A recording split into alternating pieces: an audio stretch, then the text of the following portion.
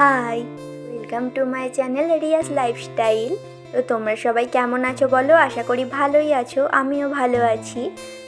আজকে পুরো রেডি হয়ে তোমাদের সাথে দেখা করতে এলাম আর কথা বলতে এলাম। আর কিসের জন্য রেডি হয়েছি? এই দেখো, কার্তিক পূজার নিমন্ত্রণ ছিল পাশের বাড়িতেই, তার জন্য রেডি হয়ে এসেছিলাম। আর কার্তিক ঠাকুরগুলোর মুখগুলো দেখো কত সুন্দর। তারপর এসে গেছিলাম দেখো খাবারের জায়গায়, কী কী মেনু ছিল তারাও তোমাদের বলছি।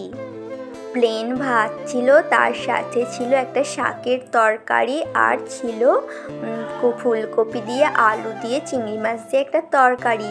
তার সাথে ছিল চাটনি, পাঁপড়, আর সন্দেশ ছিল, রসগোল্লাও ছিল, ওগুলো আমি খাইনি। আর ছিল আইসক্রিম, আর দিয়েছিল হজমোলা।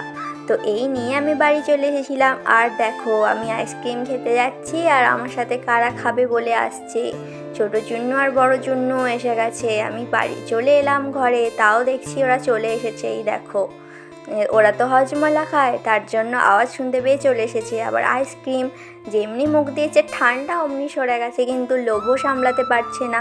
তো আমি খেয়ে নিচ্ছি। খাবার পর চামচের উল্টো পিঠে করেও একটুখানি ওদেরকে দিয়েছিলাম, কিন্তু ওরা খেতে পারছিল না, ঠান্ডা তো। কিন্তু ভাবছে কি না কি জিনিস খাবো, তো আমি ওর জন্য লাস্টে ওদেরকে দিয়েছিলাম। এই দেখো দিচ্ছি, আমি খেয়ে নিই আগে, তারপর ওদেরকে দেবো।